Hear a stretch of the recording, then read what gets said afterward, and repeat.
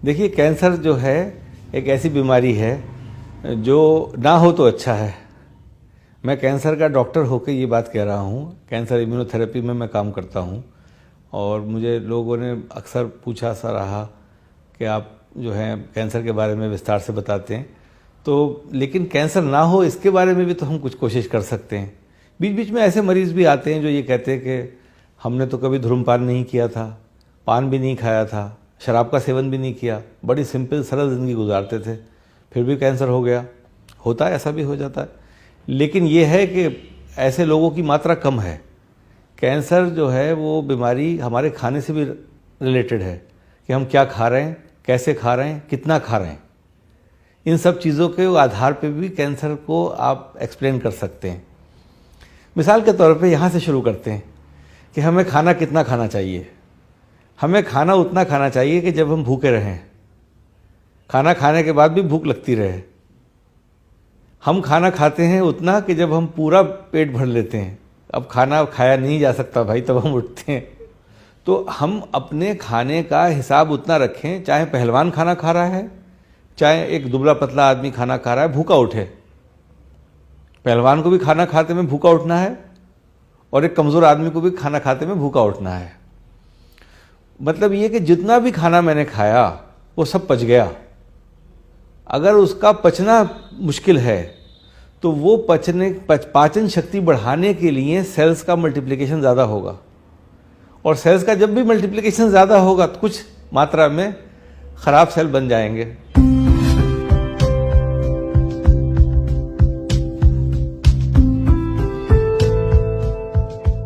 कुछ खाने ऐसे होते हैं जो हम बोलते हैं अंग्रेजी में इन्फ्लेमेटरी फूड्स हैं। पल्सेस इन्फ्लेमेटरी फूड्स में आती हैं। पल्सेस से मुराद है दालें, जो हम दाल खाते हैं। आपने कभी भी बाहर जो लोग जाते हैं, आजकल तो सभी लोग बाहर जाते हैं, बाहर जाना कोई, आपने कभी नहीं देखा होगा अंग्रेज़ दाल खाते हैं। दाल खाता हुआ अंग्रेज़ आपको बहुत कम मिला होगा, शायद मिला ही नहीं होगा। चाहे वो अमेरिका में हो, चाहे वो साउथ अमेरिका, नॉर्थ अमेरिका हो, चाहे यूरोप हो, दालों का खाना बहुत नहीं माना जाता है। दाल बेसिकली ये नहीं मतलब है इसका कि दाल जो है वो अमेरिकन जानते नहीं है कि दाल क्या होती है, या वो अंग्रेज़ जानता नहीं है कि दाल क्या होती है। दाल उसे पता है दाल क्या होती है, लेकिन खाता नहीं है वो। क्योंकि दाल जो है वो खाने में पचना मुश्किल होता है। दाल की जो हमारी पाचन शक्ति है उसको बहुत कार्य करना पड़ता है उसको पचाने में। जैसे कि मिसाल के तौर पे बेसन आप खा लें तो बेसन से पेट खराब हो जाता है यूजुअली। हम कहते हैं तेल से हो गया, लेकिन बेसन खुद भी एक भारी खाना है। बाजरा बहुत भारी खाना है। बाजरे की रोटी खाना बहुत मुश्किल है। गेहूं तकरीबन हम सब खा लेते हैं। इसी हिसाब से अगर गेहूं की तुलना दाल से करें तो दाल बहुत भारी खाना है। भारी खाना जो देर तक पेट में रहे और पाचन शक्ति को ज़्यादा काम करने पे मजबूर करे, वो इन्फ्लेमेटरी खाना होता है। इन्फ्लेमेटरी मतलब इन्फ्लेमेशन का हिंदी अनुवाद सूजन है, जो सही अनुवाद नहीं है। इन्फ्लेमेशन से मतलब होता है मुस्तकिल जद्दोजहद, उसे बोलते हैं इन्फ्लेमेशन।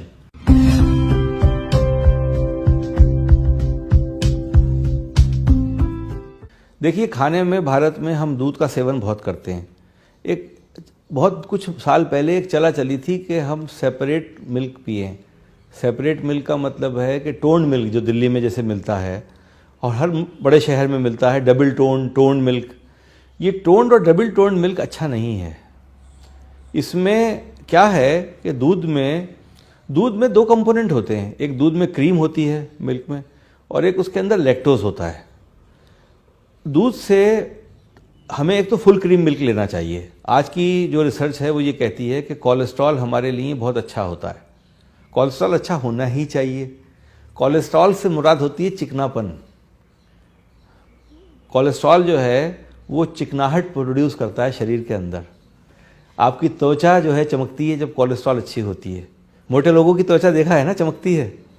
दुबले पतले लोगों की उतनी त्वचा चमकती नहीं है। दूसरा ये कि जोड़ होते हैं हमारे शरीर के, ये जब हम जोड़ चलाते हैं तो इनमें चिकनापन होना चाहिए। ये भी कोलेस्ट्रॉल पे आधारित है। कोलेस्ट्रॉल दो प्रकार की होती है, एक गुड कोलेस्ट्रॉल, एक बैड कोलेस्ट्रॉल। कहते थे बैड कोलेस्ट्रॉल कम होना चाहिए, लेकिन क्या है, कोलेस्ट्रॉल टोटल हम जब लेंगे ना तभी गुड भी बढ़ेगी और तभी खराब भी बढ़ेगी। लेकिन कोलेस्ट्रॉल से पाया गया कि कोलेस्ट्रॉल जो है, नई नई चीज़ें होती रहती हैं। देसी घी जो है बहुत अच्छा माना जाने लगा आज की तारीख में। आज अंग्रेज़ के प्रोग्राम आप देखिए खाने के, टीवी पे बहुत प्रोग्राम आते हैं खानों के, उसमें वो देसी घी यूज़ करते हैं खाने में।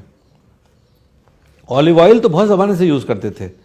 अच्छा, देसी घी का उन्होंने अंग्रेज़ी भी नहीं करी है, तर्जुमा भी नहीं है उनके पास, तो वो देसी घी ही बोलते हैं उसको। तो हम उनसे सुन रहे हैं, सीख रहे हैं, देसी घी खाना चाहिए। लेकिन देसी घी कहाँ का खाना चाहिए? बाजार का देसी घी है या नहीं मुझे नहीं पता। घर का देसी घी खाना चाहिए। जितना भी घी देसी घी निकले, घर में यूजुअली हमारे घर में 1 किलो 2 किलो दूध तो आता ही है। उसकी बलाई जो है वो दिन भर के घी के लिए बहुत होती है। उस बलाई को आप घी बना लीजिए, वो घी आपके लिए बहुत अच्छा है, पूरे दिन चलेगा। उतना ही घी खाना चाहिए। वो जो दूध था वो भी पी लिया, वो घी भी खा लिया। इसी तरीके से हम दूध से दही बनाएं। लेकिन अगर आप दूध से दही बनाने की कोशिश करेंगे घर में, और आप कमर्शियल दही जो बाजार में मिल रहा है डब्बों में पैक, उससे आप बनाएंगे तो दही नहीं जमता है। इसलिए नहीं जमता है कि वो दही प्रोसेस्ड दही है, उसमें लैक्टोबैसिलस की मात्रा दही में बहुत कम है। और वो दही का लैक्टोबैसिलस इस लिहाज से बनाया गया है कि उससे आप दही जमा नहीं सकते। वो लैक्टोबैसिलस का घोल फैक्ट्री में ही मिलेगा आपको। अगर उससे आप लेके दही जमाएंगे तो जम जाएगा, लेकिन दही से दही नहीं जमेगा। दही कौन सा अच्छा माना जाता है? जो सार हो, खट्टा दही हो, थोड़ा खट्टा। हम पहले ज़माने में दही जो खाया करते थे, वो दही बेचने वाला आता था, जो सर पे रख के दही बेचता था गाँवों में। आपने कभी देखा है उसको? उससे हम दही खरीदते थे और उसके दही को खट्टा कहते थे। उससे हम कड़ी बनाया करते थे, दही की खट्टी कड़ी होती थी। दही वो दही है जो हमारी सेहत के लिए अच्छा है, जिसमें लैक्टोबैसिलस है। सार होने का मतलब है कि लैक्टोबैसिलस उसके अंदर है, उसने एसिड प्रोड्यूस किया उसके अंदर। अगर उसने एसिड प्रोड्यूस नहीं किया, लैक्टोबैसिलस की मात्रा ही कम है, तो वो दही दही नहीं है। वो खाली एक प्रोसेस फूड है जो आप खा रहे हैं। वो दही की क्वालिटी नहीं दे रहा है। पहले ज़माने में मैंने यूनानी बुक्स पढ़ी हैं, कुछ हकीमों का कहना ये होता था कि हमें हैरत है कि जो लोग दही खाते हैं वो मरते क्यों हैं। मतलब ये कि दही खाने वाले को सारे पोषण मिल जाते हैं दही से, लेकिन वो दही वो नहीं है जो डब्बे की पन्नी उतार के आपने खाया। दही वो होना चाहिए जो घर में जमा के आपने खाया।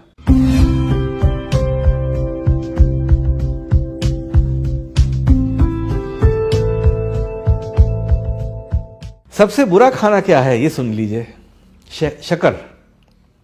गन्ना बुरा नहीं है। गन्ने का जूस आप कितना पी लेंगे? 2 गिलास, शायद 2 गिलास भी बहुत कम लोग पीते होंगे, 1 गिलास भी बहुत कम पीते होंगे।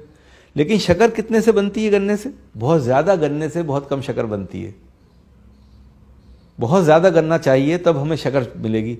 कुछ का कहना है 7 गन्ने 8 गन्ने मिलाओ तब जाके थोड़ी सी शक्कर बनती है। मालूम ही है। तो शक्कर तो बहुत महंगी होती है ना गन्ने के मुकाबले में। रिफाइंड शुगर ये ख़राब है, गुड़ फिर भी बेहतर है। रिफाइंड शुगर क्यों ख़राब है?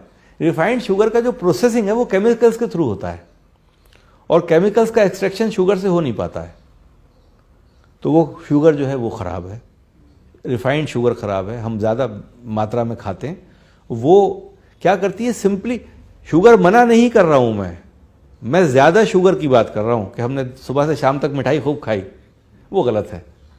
कभी कभी ओकेजनली मिठाई खा ली, ठीक है। चॉकलेट भी हम खाते हैं, वो भी गलत है। केक्स खाते हैं, पेस्ट्रीज खाते हैं, वो भी हमेशा नहीं खाना चाहिए, कम मात्रा में खाना चाहिए।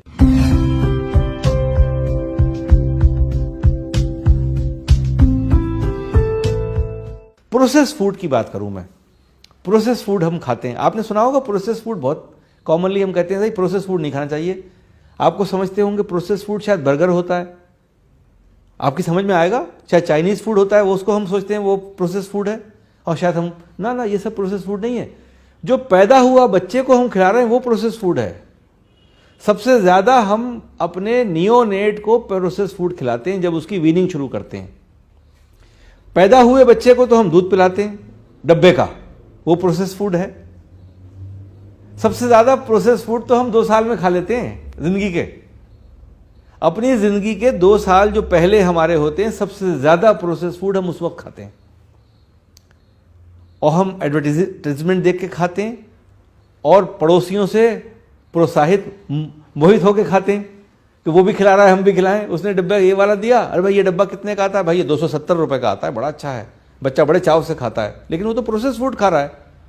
हमने 4 महीने पे खीर खिलाई, घर में पका के खीर नहीं खिलाई। हमने पाउडर निकाला, गर्म पानी मिलाया, उसको मिला के खीर खिला दी। वो प्रोसेस फूड तो खिला रहे हैं आप उसको, और क्या खिला रहे हैं? क्योंकि कमर्शियल स्केल पे बनाया गया है, आपको उसके इंग्रेडिएंट्स का पता ही कब है कि कहाँ कहाँ से लिए गए, उसमें क्या क्या चीज़ें हैं आपको क्या पता है? पहले उन्होंने उसको मशीन से पकाया, फिर गलाया, फिर सुखाया, फिर पाउडर फॉर्म में बनाया और पाउडर को डिब्बे में बेच दिया, और आपने उसमें पानी मिलाया और आपने खिला दिया। That is process food. अच्छा, वो प्रोसेस फूड जो है वो इस किस्म का है कि वो इम्यूनोलॉजी को प्रोसेस इम्यूनोलॉजी की तरह 2 साल की बच्चे को डेवलप करता है। अब आपने 2 साल के बाद बच्चे को अपना खाना खिलाना शुरू किया, अब उसकी इम्यूनोलॉजी को जोड़ लगा। जो इम्यूनोलॉजी प्रोसेस फूड पे तैयार हुई थी, वो इम्यूनोलॉजी अब शिफ्ट कर रही है अपने आप को डिफरेंट फूड पे, जो आपने घर में खाना आप खुद बड़े होके खा रहे थे कि भाई अब बच्चे को चावल खिलाओ, भाई बच्चे को अब ये खिलाओ, बच्चे को खाना बैठ के मेज पे खिलाइए। तो आपने उसको खाने को इंट्रोड्यूस अब पहली मर्तबा उसके लिए किया, लेकिन 2 साल तक आपने जो बच्चे को खाना खिलाया उसकी पूरी इम्यून सिस्टम उस खाने पे निर्भर था। डब्बे का दूध सबसे ज़्यादा बच्चों में एलर्जीज करता है। मैं आपको बताता चलूँ, जिन बच्चों को एलर्जीज हैं, अगर आप प्रोसेस्ड मिल्क रोक दें तो एलर्जीज ख़त्म हो जाती हैं। बच्चे को एलर्जीज कैसे होती है? पैरों में खुजली हो रही है, लाल चकत्ते पड़ गए, बच्चा जो है उसके अक्सर स्किन की प्रॉब्लम्स बहुत हो रही हैं। वो पाया गया कि वो मिल्क चेंज कर दो, मिल्क उससे प्रॉब्लम्स ख़त्म हो जाती हैं। तो अब मेडिकल कॉन्फ्रेंसेस जो बच्चों की, जो पीडियाट्रिक्स की कॉन्फ्रेंसेस होती हैं, वो प्रोसेस्ड मिल्क और प्रोसेस्ड खाने के स्पॉन्सर से नहीं फाइनेंस होती हैं। अब दुनिया का एक नॉर्म हो गया कि हम उनको प्रमोट नहीं करेंगे, चाहे वो कितनी भी बड़ी कंपनी हो। अगर वो मिल्क फूड फार्मूला बना रही है या वो खाने का फार्मूला बना रही है, हम उससे स्पॉन्सरशिप नहीं ले सकते। मतलब वो बैन हो गया है अब दुनिया भर में, लेकिन हम आज भी खिला रहे हैं, हम दे रहे हैं बच्चों को। तो प्रोसेस फूड जो है वो क्यों ना हम मेहनत करें और खाना पका के खिलाएं बच्चे को, खिचड़ी खिलाएं, चावल खिलाएं, वीनिंग करें उसकी, हम खीर खिलाएं, उससे वीनिंग करना चाहिए हमें। तो हमारे इम्यूनोलॉजी जो है, ये पाया गया कि इस ग्रुप में जो प्रोसेस फूड लेता है उसका फ्यूचर बहुत अच्छा नहीं होता है। वो 50 साल की उम्र में भी अगर बहुत सी प्रॉब्लम्स आएंगी तो वो उसका एक पर्टिकुलर पीरियड जो पहला 2 साल का गुजरा था वो मायने रखता है उसकी ज़िंदगी के लिए।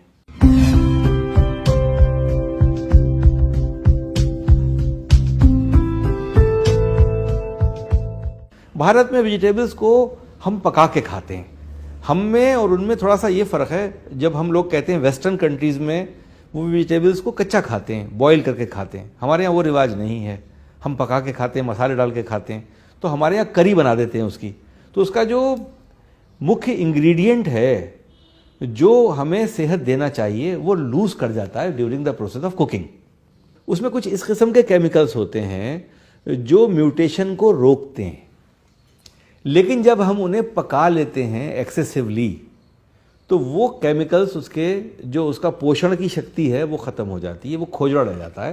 पेट भरने की शक्ति तो रखता है, लेकिन जिस लिए खाया जाना चाहिए वो ख़त्म हो जाता है।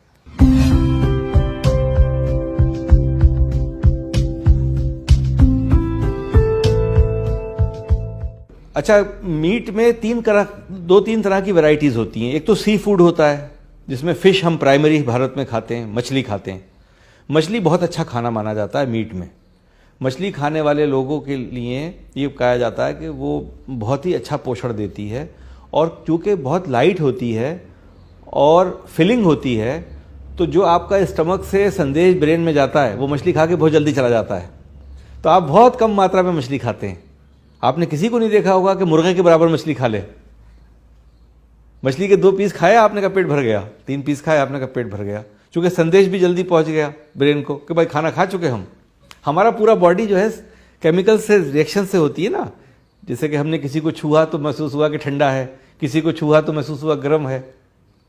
तो ऐसे ही हमारे पेट को भी छूता है खाने को, तो उसको मालूम होता है कि भाई खाना खा लिया मैंने, एनफ।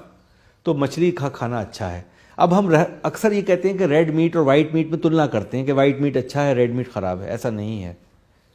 वाइट मीट की मात्रा ज़्यादा चाहिए खाने के लिए बमुकाबले रेड मीट के। अगर हम रेड मीट कम खा रहे हैं तो हमें 3 गुना वाइट मीट खाना है उसके एनर्जी के लिए। एनर्जी रेड मीट ज़्यादा देता है, वाइट मीट कम देता है।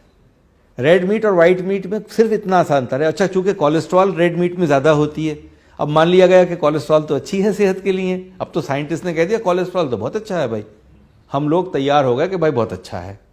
पहले से मालूम था कि बहुत अच्छा है, हम पहले से ही खाया करते थे चीज़ें अच्छी। तो हमारा जो खाना है वो रेड मीट भी बुरा नहीं है। रेड मीट तो बहुत लोग खाते हैं। तो रेड मीट से मुराद है कि 4 पैरों पे चलने वाले जानवर के गोश्त को रेड मीट कहते हैं, 2 पैरों वाले चलने वाले को वाइट मीट कहते हैं। जितनी बर्ड्स हैं उनका मीट वाइट है, चिकन समेत। फिश भी वाइट मीट में कैटेगराइज होता है, लेकिन फिश रेड मीट भी होता है। अगर आपने सैल्मन फिश देखी हो तो वो रेड होती है, उसको रेड मीट की तुलना में रखते हैं। है वो फिश लेकिन रेड मीट है, वो भी बहुत अच्छा पाया जाता है।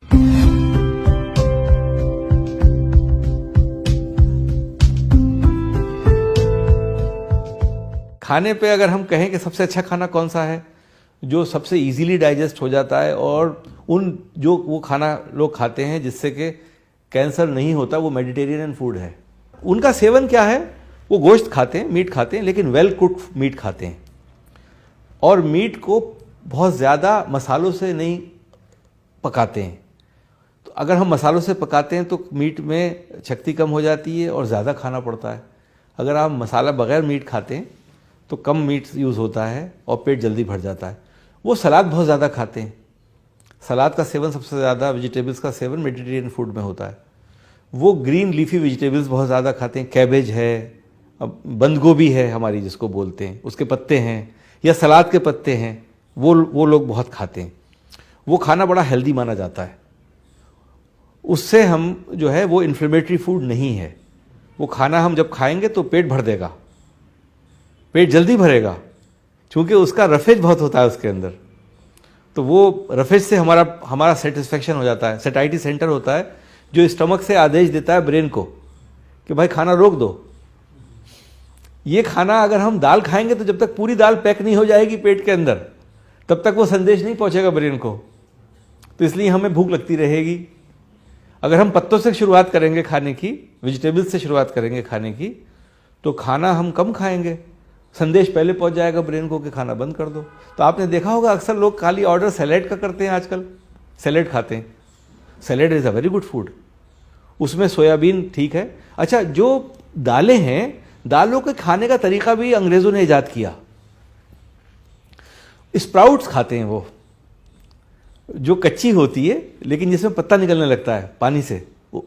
पानी में डाल दिया, वो उगने लगी, उसमें उगाव आ गया। वो पक्की नहीं, कच्ची है वो, लेकिन वो कम मात्रा में खाते हैं हम बहुत, क्योंकि टेस्टी नहीं होती है।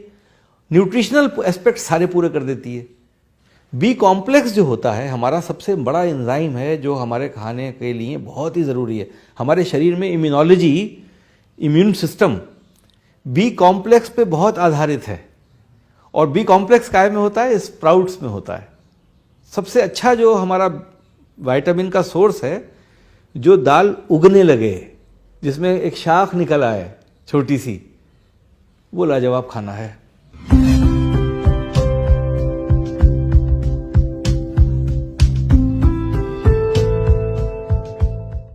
देखिए, हिंदुस्तान में कैंसर जो है मुख्य रूप से ओरल कैविटी कैंसर सबसे ज़्यादा पाया जाता है, और वो हमारा तंबाकू के सेवन से है। उसका डायरेक्ट रिलेशनशिप गुटखा खाने से है। और ये कैंसर भी यूजुअली हमारे रूरल एरियाज़ में ज़्यादा होता है। तो वो ओरल कैविटी कैंसर बहुत ज़्यादा है हमारे यहाँ। ब्रेस्ट कैंसर बहुत ज़्यादा है। ब्रेस्ट कैंसर का कारण है, ब्रेस्ट कैंसर में अगर कारण पाए जाएँ, लेट मैरिजेज हैं, बच्चे लेट पैदा होना, या बच्चों को दूध नहीं पिलाना। ये 2-3 मुख्य कारण हैं जिससे कि ब्रेस्ट कैंसर बहुत होता है। तो अब स्वाद का मामला आता है। स्वाद कैसे लें? तो अचार से लेते हैं, पिकल्स से लेते हैं। अचार बहुत खाते हैं।